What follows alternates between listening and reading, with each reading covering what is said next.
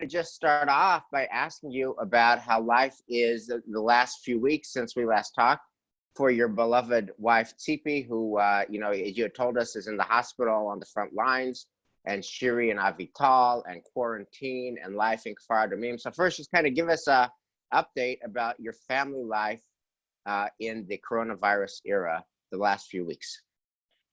So it's been very nice, very nice. We've learned to live with this new situation.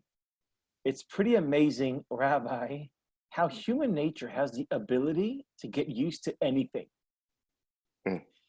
So in the beginning, it was for my wife, Tippy, her shifts moved from 8-hour shifts to 12-hour shifts.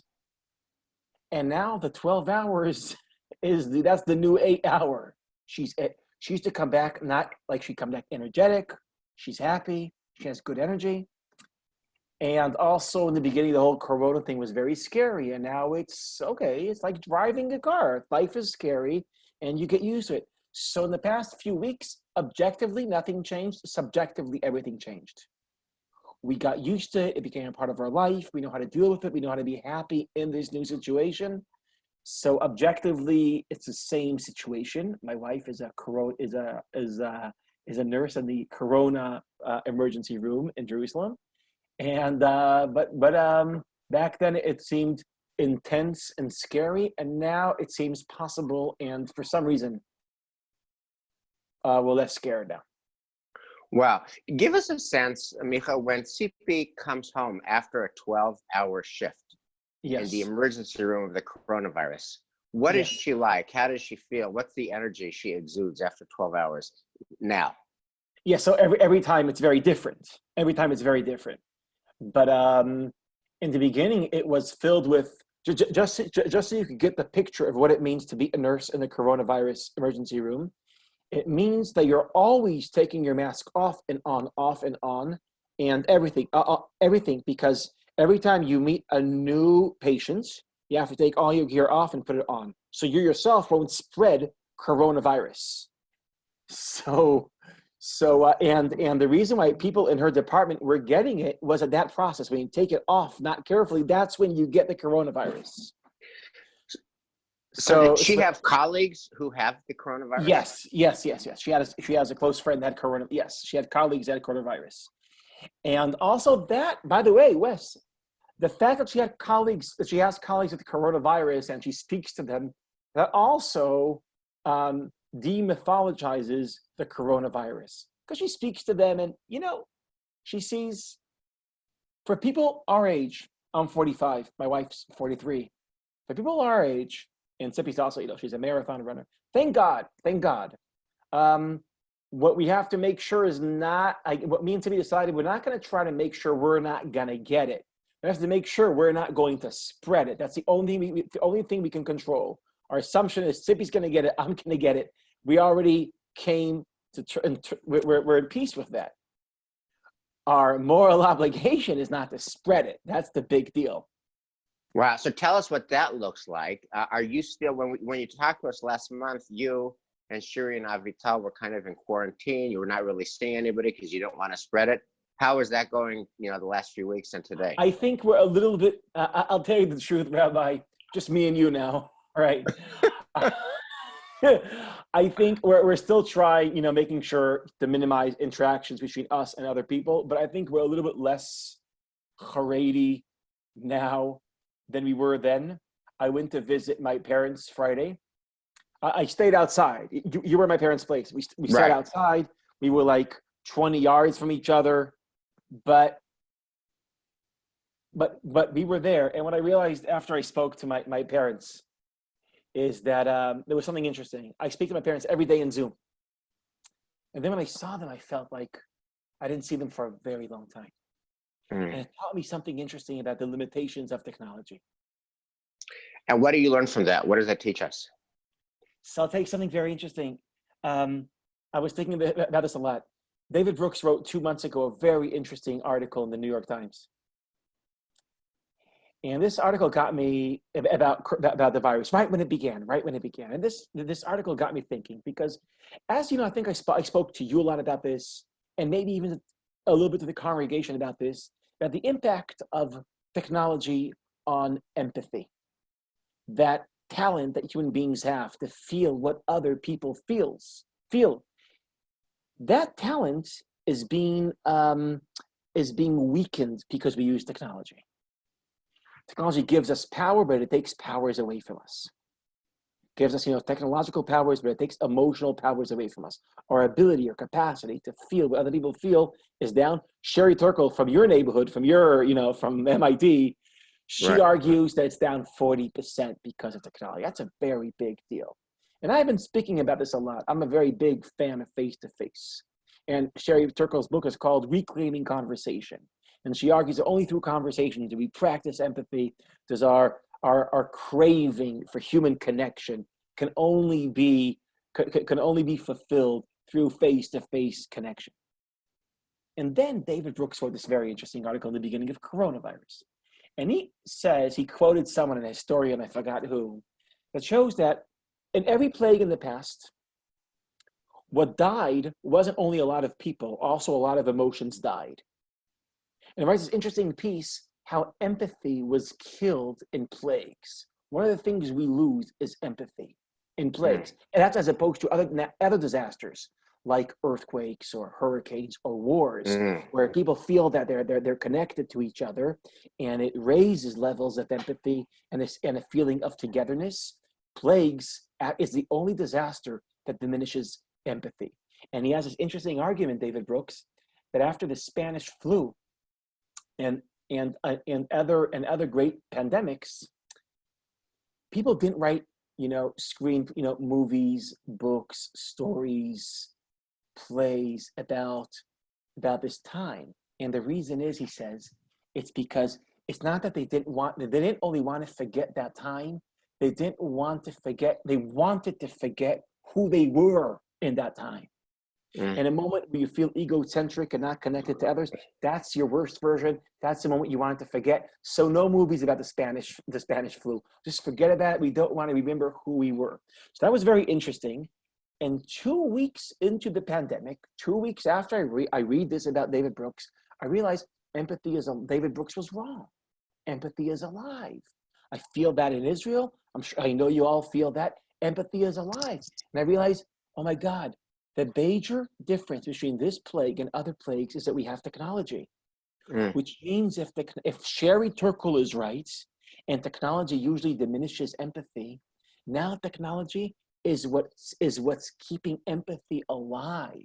It's the reason our empathy is surviving a plague and even raised. So it gets you thinking. Yes, we need technology not only to stay connected to the world, to the information of the world, but also to the emotions of the world. We need technology. So that was very interesting. And then 2 months passed, and there is an Israeli researcher called Avi Mendelson in Haifa University. I think you guys are connected to Haifa, right, in Boston? In Haifa University, and he does this research on what does Zoom do to connection, to relationship, to memory, to empathy. And he has a very interesting argument where he says that Zoom is very limited. And I'll tell you why.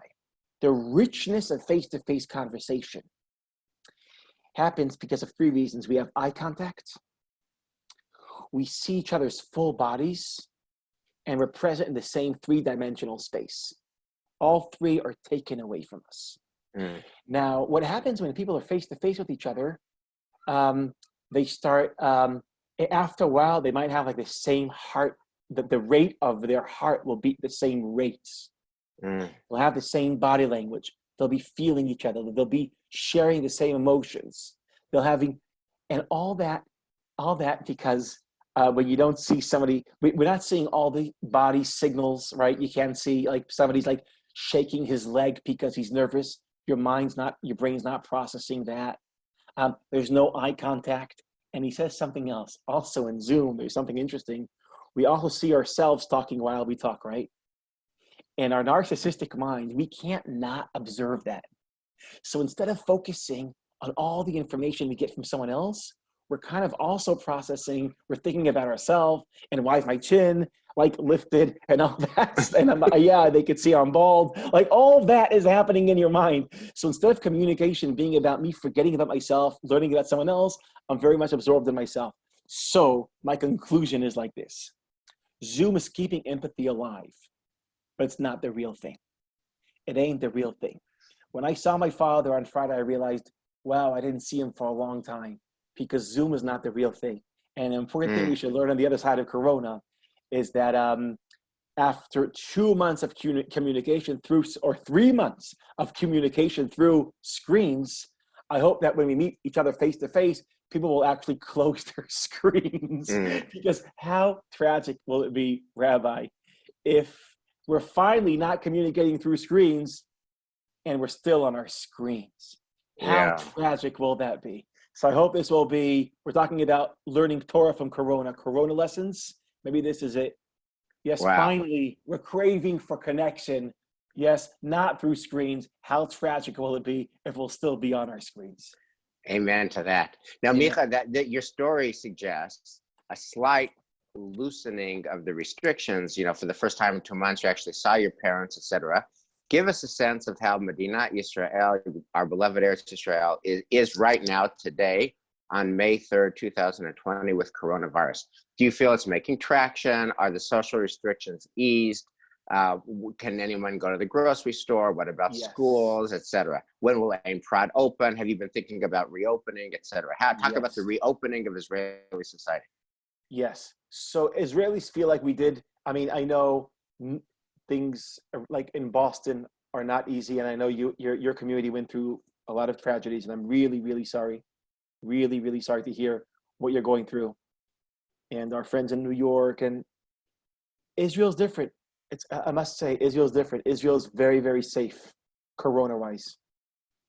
Israel, I think the death in Israel is 25 people per million. I think in your country, it's much, much, much higher. And in your city, it's much higher.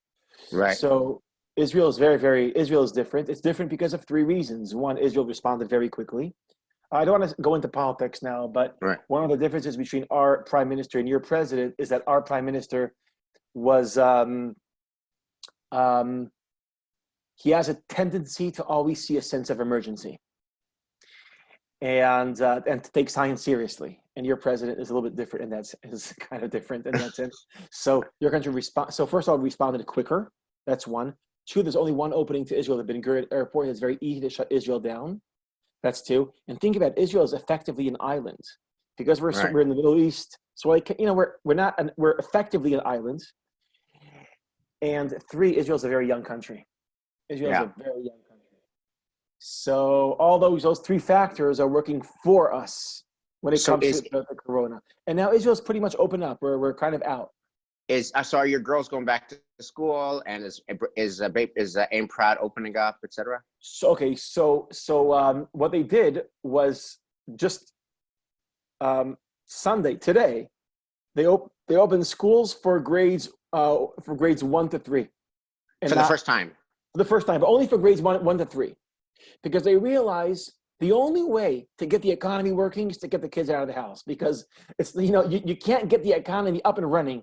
But they realized, so that what they did was something very conservative. They said, well, kids up to 3rd grade, they're the ones that when they're at home, the parents are paralyzed. And they kind of figure that when the kids are older, the parents are less paralyzed.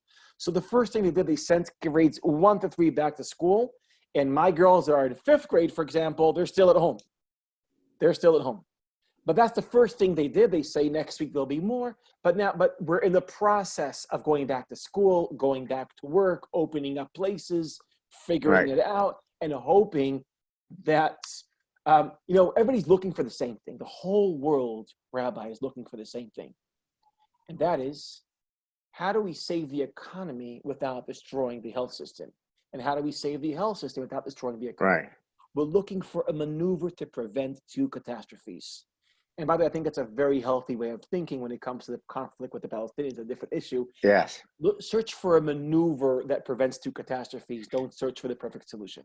Right. Perfect. So that's a great segue for when we talked last month, you talked about how there was a de facto ceasefire between Hezbollah wasn't bombing us and Hamas, and that all was quiet because of the coronavirus. And the question was, could we keep that peace even when we're on the other side of the coronavirus? So talk to us about the coronavirus crisis and Middle East peace? What's been the impact of the coronavirus crisis on Israel and its neighbors, and Israel and the Palestinians?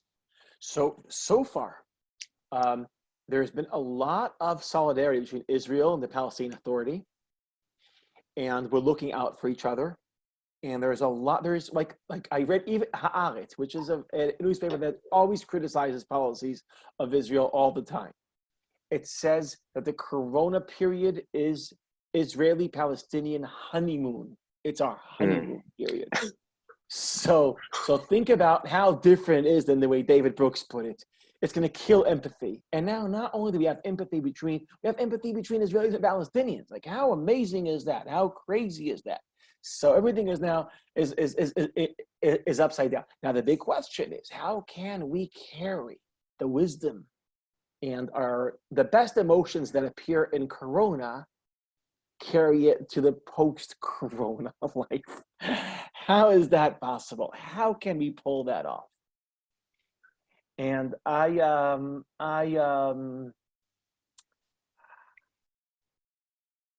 we have a new government in Israel. Right? I mean, it's, you know what? This is Israel.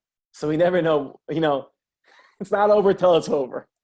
But it's not over because we don't have a government yet. But there is at least a deal between the Gantz fraction and Netanyahu. And one of the things that they're going to have to figure out is not only how to fight Corona, but how to lead post-Corona Israel. And I hope they're thinking about, and I'm in conversation with them about this, how do we take Corona wisdom to the post-Corona Israel?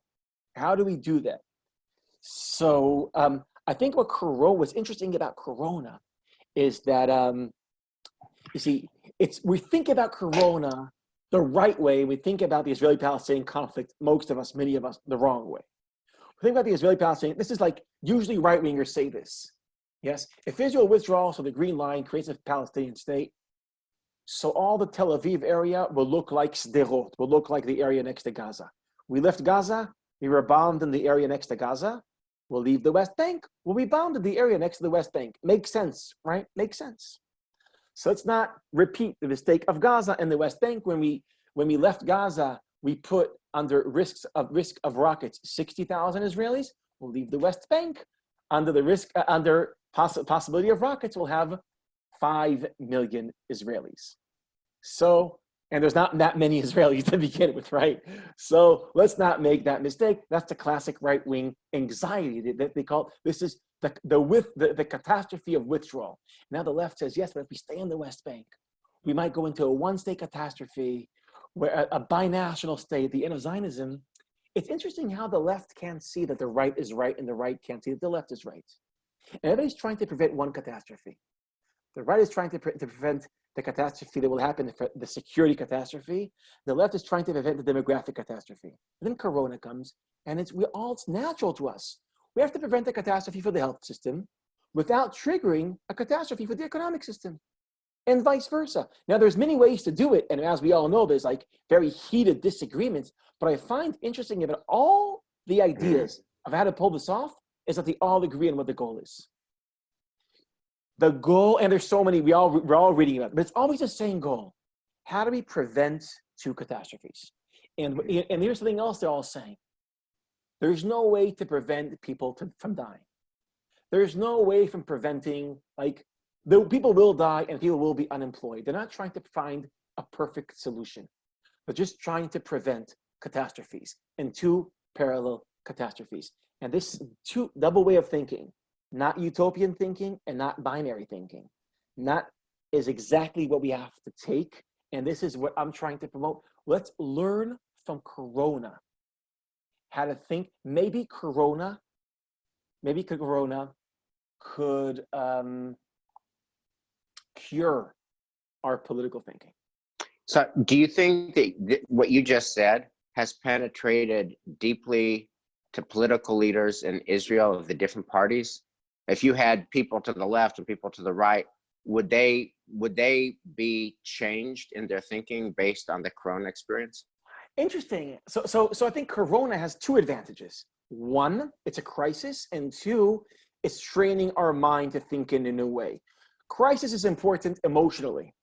because I think we spoke about, I'm not sure if we spoke about this last time, Wes. The reason why crisis is important emotionally is because it breaks the sense that there is a continuum in time. Like, we kind of feel like we're not the same people we were before Corona. That's what crisis does to you. So now that enables you, it opens you to do tshuva, to think like, okay, all those opinions were their opinions. All those thoughts were their thoughts. We're different people now. That's the, that's what could be, that's what's powerful about a crisis. Any crisis, right? Also crisis in our personal life. It gives you it gives you a moment where you can create yourself all over again. Because you break the connection between you and who you used to be. So first of all, it's a crisis, and that's the gift itself. That maybe we won't go back to business. We won't be the same jerks we were before the crisis. And so that's the emotional gift. And then there's the intellectual gift, that we're training our minds to think in an unutopian, unbinary way when we think about the Corona maneuver to prevent a crisis for the health system without triggering a crisis. So I'm saying, hey, let's think about how we can prevent the catastrophe that could happen if there'll be a two-state solution without triggering the catastrophe of a one-state solution, and vice versa. Let's think. So I wrote an article in Haaretz, and I said, don't think binary, think Corona. Yes. Don't think binary, think Corona. And that's like the message I'm trying to push now. Before we spoke, before everybody joined on, we started about different people that are now joining the government that I'm talking to, and I also the largest Israeli newspaper called Israel Hayom. He's one of your Right. or I guess ex-congregants. No, still congregant. Yes. Still congregant. Sheldon Yes. Adelson. Yes. Sheldon is yes, and I think and owns that paper. And I had I just had a interview in Israel Hayom. I'm trying to share Corona wisdom. What are the lessons? And one of the lessons is how to think about politics in a non-binary way. Wow. Okay. So Micah, so far we've talked about Corona and how it changes our thinking, Corona thinking, not binary thinking, and what that means for Israeli politics, what that means for Middle East peace. I want to pivot now, Micah, to how does Corona reshape the mitzvah to remember, Zachor? And I'll give you a point of departure in America and then ask you to reflect on what this will look like in Israel. So a couple weeks ago, April 19th, was the 25-year anniversary of a terrible tragedy. Actually, at the time, it was the worst domestic terrorism in America. It got superseded by 9/11, of course. But on April the 19th, 1995, there was domestic terrorism in Oklahoma City. There's a federal building, the Alfred Murrah building, and somebody blew off, Timothy McVeigh and his comrades blew off explosives, and a lot of innocent people died of all ages. And we were marking the anniversary of that 25-year tragedy in the middle of the coronavirus. And that same weekend was also the 7-year anniversary of the Boston Marathon bombing, when a number of people were killed and many people were injured, and it was Boston's happiest, most full event, marred by terrible terrorism 7 years ago. And both happened on the same weekend while we're in the middle of coronavirus. And the question was, how do you mark the past when you're really struggling with the present? And Israel has the same experience with, what the Jewish people do with Yom HaShoah. And then you had Yom HaZikaron, and then you have, Yom HaTzmaut. So talk to us about how Corona affects memory and how Corona affects our experience of history and of the past. Very interesting. Very interesting. Because it's dialectic, right? The way we remember the past shapes our present. That's what we classically do, right? We remember Yetziat Mitzrayim in order to have a present where we're more sensitive to minorities. That's what we always try to do. But now you're reversing it. You're asking, how does the present shape the way that we remember the past? Yes. Right? And we always know the art of how to let the past shape our present. And now you're saying, but what happens when that present shapes your past? What do we do then? So I could just share with you like the Israeli experience here, right? Please. The Israeli experience was not to let the anxiety of the present hide the horrors of the past. Now, I didn't like most Israelis. For most Israelis, there were some grotesque moments, I won't go into them, but most Israelis did not carry the analogy of they had Auschwitz, we have Corona. That did not happen. That did not happen. It was actually, we have Corona, we're strong, we're healthy, we'll deal with it. Yes, they were truly helpless. So I'm proud that in our Holocaust Day, there wasn't an analogy. There wasn't a living analogy. We had the respect. We realized that this moment is uncomparable to that moment.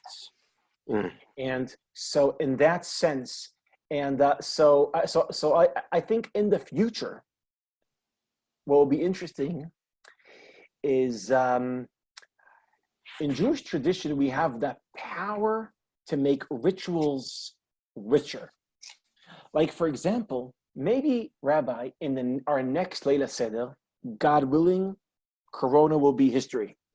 And if not next Leila Seder, the Leila Seder after that, Corona will be our past. How will Corona be another added layer to our collective memory?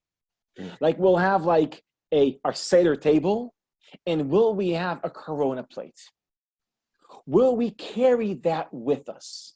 That's the brilliance of Jewish tradition, is how to carry the wisdom of the past into the future. And how we'll be remembering the three great lessons of Corona, which are, remember that you can't control everything. All right, that's one of the greatest moments we have now. We're not in control. Remember that you can't understand everything, right? No one really understands reality. And remember that everybody's dependent on each other. You're not only on your own. And Corona is a great cure for some of Western hubris, where we thought we're all powerful, we know everything, we don't need anyone else. So can we use our tradition to turn Corona wisdom from a one moment insight into something that will shape our minds in the future? I think that is one of our very interesting cultural challenges, religious challenges. How did Corona intersect with Yom HaAtzmaut this year? And think about that in lots of ways. One, which I know that in Jerusalem, the Israel Prize is usually a big public deal. The Tanakh contest, the Israeli Bible contest is a big public deal. I understand those were done virtually. So what was the observance of Yom HaAtzmaut like, just at the level of ceremony and the external level, and at a deeper level, how did Corona Torah affect Yom HaAtzmaut at 72? I don't know how to answer all that. I want to share with you one moment, okay? And this is not, I'm going one day behind, not Yom HaAtzmaut, Yom HaZikaron. Okay. Israel's Yom HaZikaron, when we remember all the soldiers that gave their lives for our country. And that's like Yom Kippur in Israel. That's a Yom Kippur. And that's a moment where all the families that lost their loved ones in wars are hugged by the Israeli collective. And they go up to the graveyard, to Har Herzl, and everybody goes with them to hug them, to tell them how much we admire and appreciate their sacrifice. And then suddenly, all those families are all alone in their homes. And now because of Corona, Yom HaZikaron, there is no collective appreciation, physical appreciation now they're isolated from the collective, all those families. So it's something very amazing that was done. I don't know whose idea this was, but it started spreading on social media, the following idea. That after, in Israel, there's a siren. There's a siren in the evening of Yom HaZikaron. And people said after the siren, everybody should go out to their balconies or to their windows, carry a flag, and sing Hatikva. And so everybody will hear. So all the families will know that even though we're not with them, they could hear us and we're with them. And you ask, will that move? Will that happen? Rabbi, almost all Israelis did this. They went outside, and as a collective, we sang Hatikva. And that song was to tell all the families that even though you're isolated, you are not alone. Even though you're physically separate from society emotionally, we're completely with you. So that was a beautiful, amazing, powerful Israeli moment. Well, and did you and Sipi and Shiri and Avital do that? Yes, I mean, me and Avital and Shiri, we went outside, and Sipi was in the hospital. In hospital. Yes, and we sang a tikva at the top of our lungs, so other families and other homes will be able to hear us. Wow. Yes. And how did the girls? They're like 12. They are 11 and a half. 11 and a half. How did they experience that? They were like, they needed a leap of faith. I told them, right now, everybody's doing this. You can't see them, but all over Israel, people do it. I actually didn't know if that's true. Afterwards, we came back home to open the TV to see if, and they saw the footage of all over Israel, people doing that. Yes. Right. People that live like in buildings, it's very easy. Everybody hears everybody else on their balconies. But where we live, just happened to be that the family next door wasn't at home. And we were kind of, so there was a leap of faith. Like I told them, seems like we're singing to ourselves, but I'm telling you, all of Israel is singing with us, and they have to believe their weird dad, and we started singing. Wow. All of Israel, I want to just pivot to one last question before we open it up. All of Israel, talk to us about the Haredi community in Israel and the coronavirus. I don't know if you followed the story, but there was a big Chilul Hashem last week in New York. There was a big Hasidic funeral for a rabbi, and people came in big numbers that are really unsafe, and it was very disgraceful and humiliating for all Jews got smeared by this because it was a big Jewish funeral with a lot of people, and it was, of course, it was the Haredi community. So talk to us about Haredi community in Israel and the extent to which coronavirus has affected its thinking over the months. I love your segue, because I said all of Israel, and it's not all of Israel. It's not all of Israel. It's a certain part of Israel that sings a tikva and that feels. And you're right. There are groups in Israel that were complicated, right? And Haredi Israel is probably the most, for today in Corona age, is the most complicated group in Israel. And so I'll tell you how I understand our relationship with Haredi Israel in light of the Corona age. So on the one hand, to everything you're saying, all that phenomenon is also an Israeli phenomenon. When Corona broke out, we were all like isolated in our homes, and they were, they didn't shut down. I mean, this is a generalization. Many of them did. But some of them, they didn't shut down their schools when we were at home with our kids. They didn't shut down their synagogues. They just continued business as usual. Again, not everyone. And it's really, I know so many Haredim that they're playing by the rules, and people hate them, despise them. It's not easy. It's really, really not easy. And as a result, like a few weeks later, so in Israel, I told you, like, Israel is like doing very well, but Bnei Brak, the Haredi cities, have very, very high rates of Corona. And where my wife is in the hospital, so like 50% of the patients are Haredim. Now they're like 10% of the population, 50% of the patients. So you can understand why this really, really got many Israelis angry. And remember, a few weeks ago, there was a scare that there won't be enough beds in hospitals. And thinking that Haredim have not only beds, how do you call the mechonot hanshama, the ventilators. The ventilators. So that's the most limited resource that we don't know if we have enough. Like in Italy, where they didn't have right. And Haredim, they're like 10% of the population, but they have like they're taking 50% of that very limited resource. So all the anti-Haredi Israeliness comes out. Not only you don't go to the military, not only you don't work, now you were gonna die for it. Like this whole like real anti-Haredi rage was alive in Israel. I feel like that's not the best of Israeliness. The anti-Haredi hatred and rage.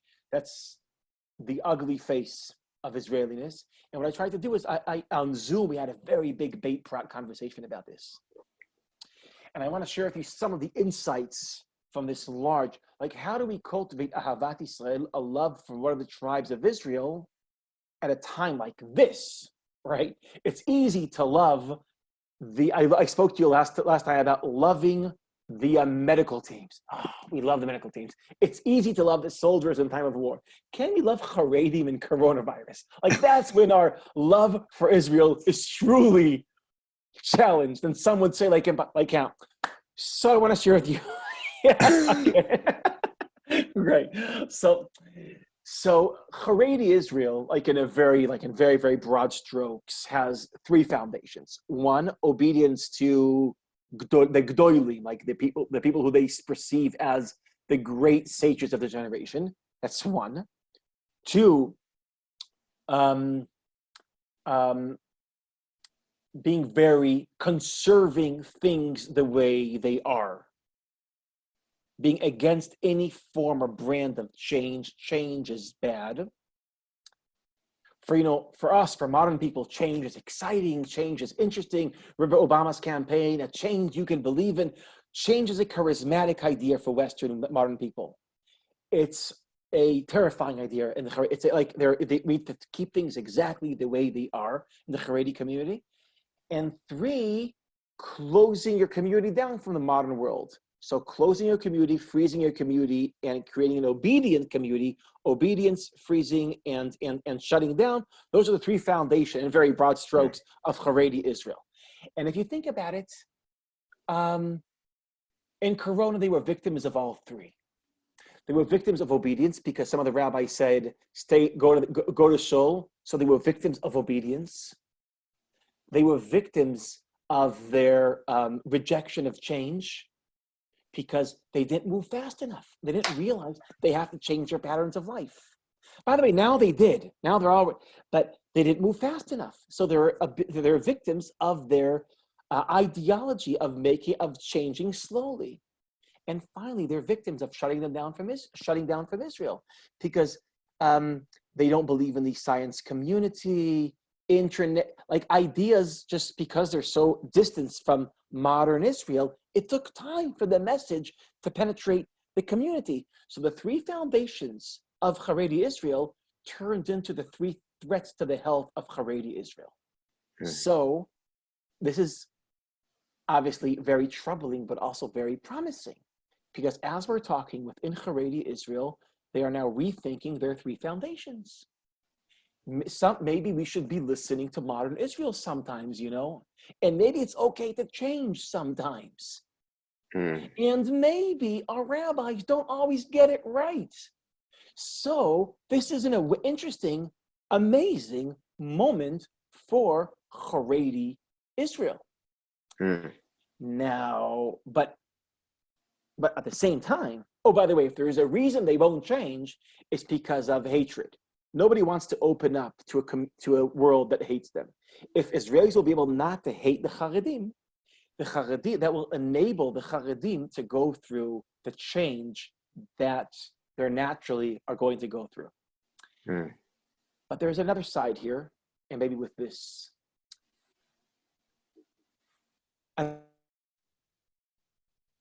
Another thing we realized, the statistics, that even though so many Haredim got coronavirus, not many of them were very sick. And that's because the Haredim are the youngest group in Israel. The youngest group in Israel. So the most anti-modern group is the youngest group. So, which is I find this very interesting. And because they're so young, even though so many of them got corona, actually not so many of them died, because, in proportion to the amount of people that got it. Right. And that's another thing we all realized, wow, the youngest group in Israel. Like when you think about Haredim, we think about like old people, because they're the community that admires anything that's ancient. So the community that admires anything that's old is the youngest community in Israel. And let me turn it around. Secular Israel that admires everything that is new and young is the most aging community in Israel. Mm. So I think that paradox. I know you like it. A Micah Goodman paradox, nothing like it. Okay. And I find that like maybe there's, okay, so we have to teach the Haredi community and change the Haredi community and all that stuff. Let's ask another question. What can we learn from the Haredi community? What can we learn from them? And I think a second lesson we have from the Haredi community, and that is the way they think about aging. Western people have a distorted understanding of aging. And that is, Western people have a tendency to admire youth, to think that the best part of your life is when you're young. And I read this article, I forgot by who. I got his name. Doesn't matter. Where he says, it used to be that when people in the West and America wanted other people to take them seriously, they used to dress like older people. That gave them status.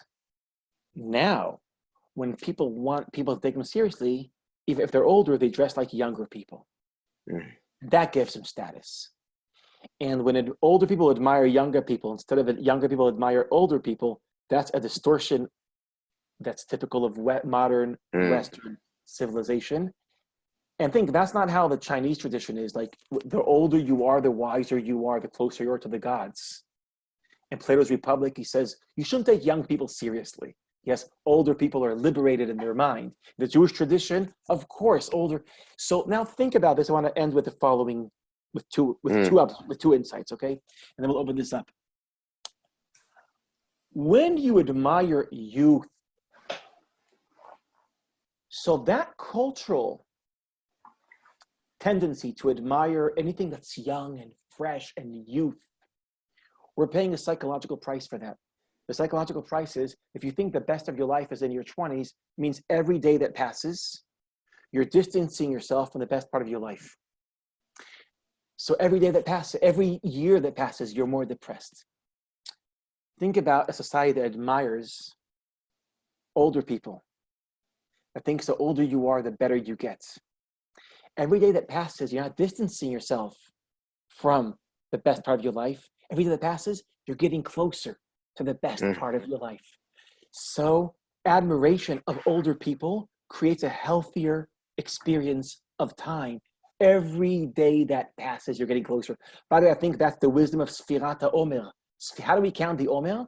Every day that passes, we add to those days. It's like time is not something that you get further from the best. You're adding more wisdom. You're adding more days. You're adding more experience. You're accumulating time. You're not deteriorating. You're growing. So I want to say, civilizations that admire older people are healthier psychologically. Haredi Israel, yes. Now, Corona challenges us because it says to us, you have to sacrifice your economy. You have to suffer to save older people. Now, for Western people, that's like, really? Because one of the greatest diseases of Western civilization is ageism, is looking down at older people. Traditional societies admire older people. And my argument is, we're paying psychological price for ageism. And what I'm telling, and if I'll try to put this together in one last paradox, what's the problem of Haredi societies? That they believe that anything that is old is sacred. And therefore you surrender to the past and you lose your critical thinking. And as a result, those three things, you're against modernity, you shut down from Israel, you obey these old rabbis. So they're victims of the fact that they admire the past, everything that is old. Think about the paradox of us, of like modern people. We feel like sometimes we feel like the past is primitive. We're better than them. It's the opposite. And sometimes we believe in progress. Like anything it's not that the old is sacred, it's that the new is an advancement. It's progress. So history is always improving, but your biography, you're always regressing. In the Haredi world, history is always a regression, but your biography is always improvement. Just too like too many. So my question is, can we, and this is a question, a modern vision of history where is where things are getting better historically, but a more traditional understanding of biography, that when we age, we're getting better. And we admire older people because we know when we're going to be older people, they're going to admire us. Can we have a modern way of thinking about history and a traditional way about thinking about aging in biography? That, I think, is an interesting, so there's so much wisdom coming down to this world. I told you last time, Corona is like Sinai. It's a revelation. Wisdom is coming. And when we see the Haredi world, I think we should be thinking about this in two ways. One, how can we use Corona to change the Haredi world? But at the same time, Corona is a moment to learn from the Haredi world. Wow. And you can't ever change anyone if you can't learn from them, if you can't appreciate them, if you don't admire a quality that they have. Micah, I speak on behalf of the entire temple. We wish that you were the prime minister of the state of Israel.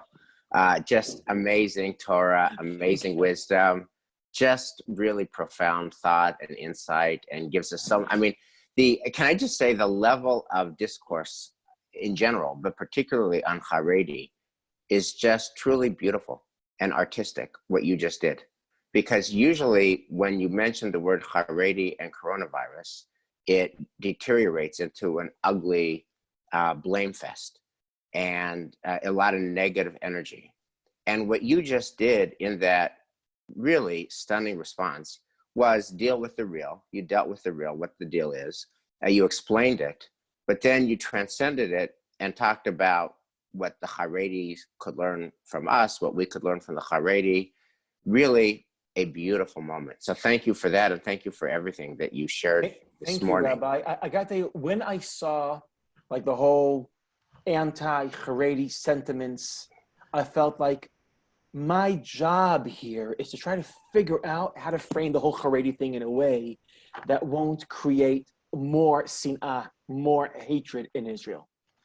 And thank God, so this is what I share with my students in Beit Prat. But this is, there was one very important Rav Kook, and this is actually his teaching. He says, every tribe in Israel has what to teach you. Every tribe in Israel has what to teach you. And what we have to do is try to have try to learn the lessons from every tribe. Every tribe of Israel, no matter what tribe it is, know something that you don't know. That tribe has wisdom that you don't have. And how to be a disciple not only of the Torah of Israel, but of Am Yisrael. That's like the art, the Rav Kook, yes.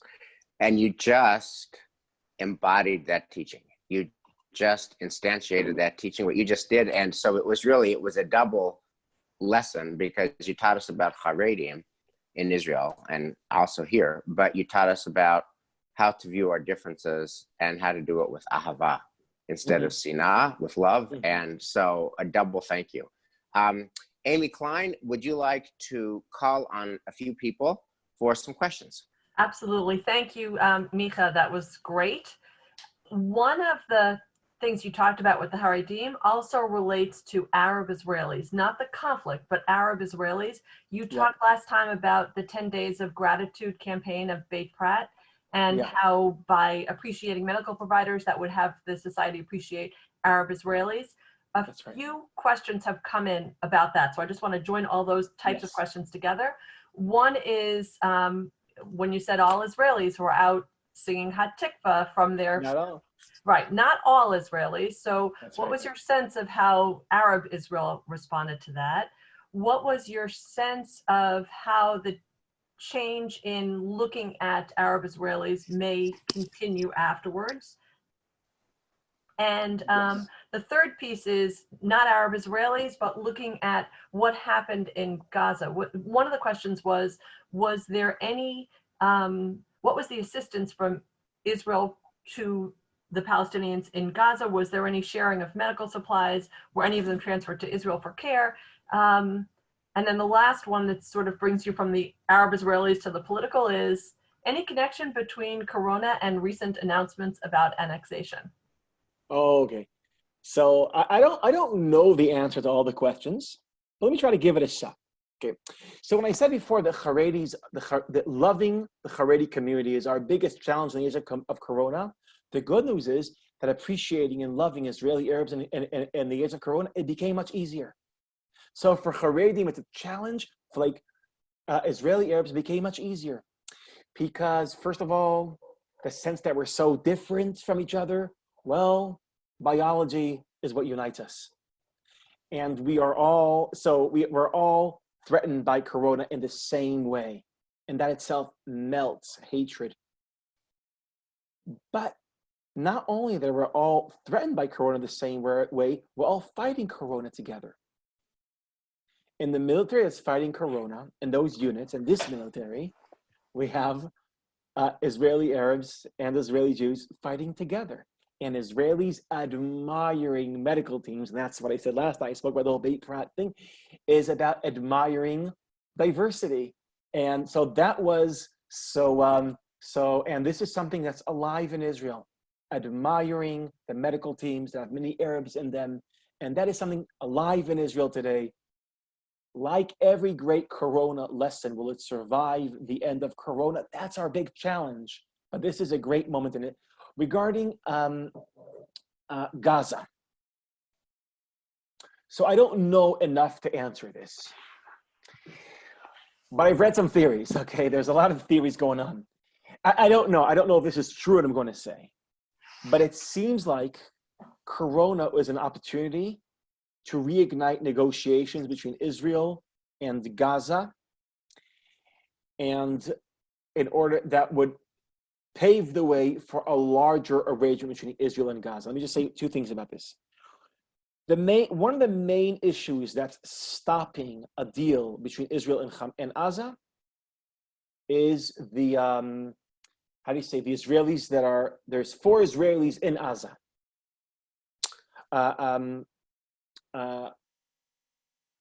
2 soldiers and 2 civilians. There's 4 Israelis in Gaza. The 2 soldiers are dead. The 2 civilians, we hope, are alive. And no Israeli will make a deal with Gaza without getting them back. And no Palestinians will give them back without a price that Israel can't pay. So that's there's a catch here, okay? But we know what the deal is. The deal with Gaza, it's always the same deal. It's a deal that will enable Gaza to be rebuilt without it being rearmed. That's what we all want. There's no catch here, as opposed to the West Bank. There's no catch here. We want to rebuild Gaza, but we don't want to rearm Gaza. And there's ways to do that.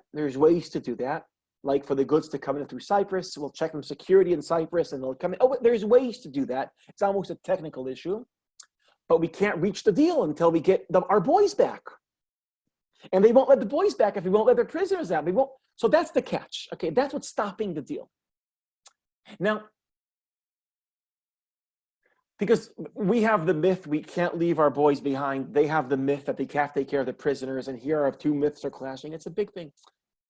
And there's many signs that Corona is creating a climate that's enabling both sides to be flexible and to reach a deal regarding prisoners for our boys that are there. So if Corona will enable the small deal, now that the boys will be back, that will enable a larger deal. Will this happen? I'm very hopeful. So that's the positive possibility Corona knows regarding Gaza. Annexation, I think has nothing to do with Corona.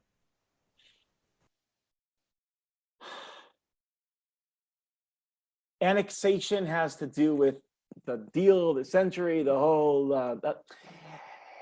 Annexation has to do with how you interpret the Peace to Prosperity document, the Kushner-Trump document.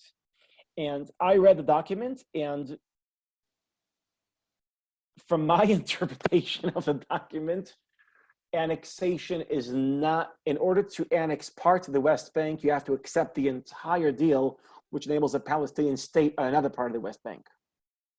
Almost always, because people think in a binary way, people that are for annexation are against the Palestinian state.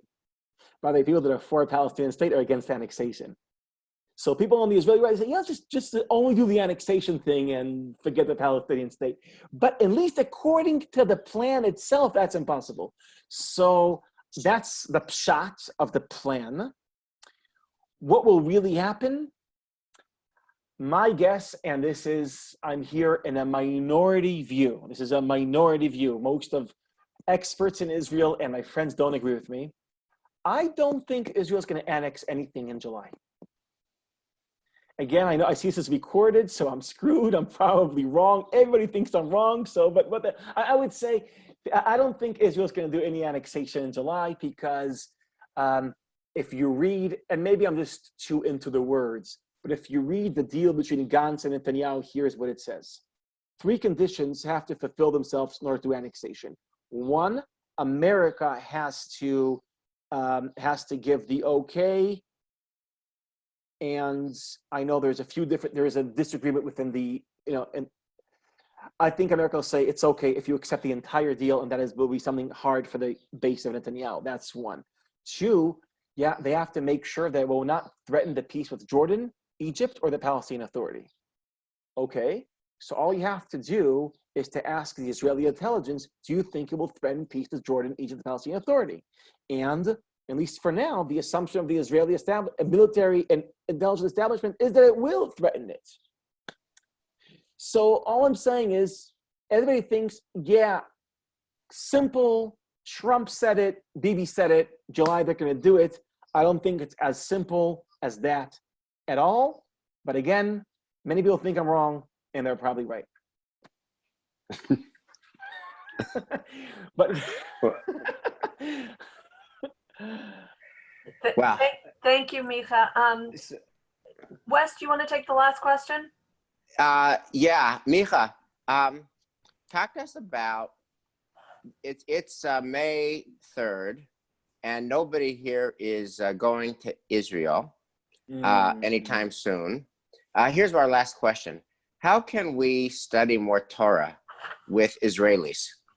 And how, talk to us about what are the virtual possibilities for Temple Emmanuel learning a lot of deep Torah with you, with Hartman, with Beit Prat, with Aim Prat, with Tikva, with what? How can we learn more Torah over the summer from our homes?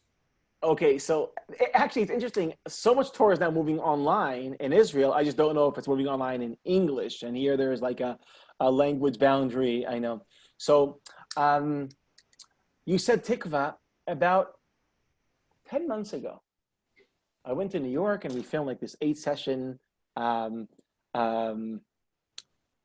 lecture series of mine where they did it very, very professionally. They bought a crowd, so it will feel for me, for the speaker, alive, and they video like 8 sessions, and now they put it together in a very, I think in a very professional way. And I forgot about it, and then suddenly now in Corona it's out. So you guys, if you're interested in an 8-lecture series that I did in English is out. So, okay. So that's one thing. Regarding me and Beit Prat, we could just talk about that. And yes, regarding please. Hartman, I think you just talk to Hartman about it. That's a technical thing. I think Hartman will be happy to provide. And I know Hartman is doing their summer thing online, so I'm pretty sure they'll have a lot of possibilities. Well, I think Amy and her Hartman group are going to be doing that. So this is what I want to say for our final word is, we're not going to say goodbye. We're going to say so long. And we're going to look forward to learning Torah with you in Israel. We're so grateful to you, Micha, for your Torah. It is incomparable and super helpful, always, especially in Corona. So thank you for your Torah, and we will look forward to continuing to learn with you over the summer. And may Hashem protect Tzipi for all the sacred work she's doing, and give you a lot of strength to raise Shiri and Avital while she's off in the hospitals. That you should be a great dad as you are, as also a great teacher of Torah in Israel. So lots of love, Micha. Thank you. I always say I miss you very much. I miss you all very much. This is not like meeting. This is not the real thing. Right. The real thing will come, and I can't wait to see all of you guys in Israel or in hopefully, you know what? If we're lucky, maybe this December I'll see you in Boston. From your mouth to God's ears. I mean, Lots of love, Micah. Thank you. Lots of love. thank you. Thank you. Bye-bye.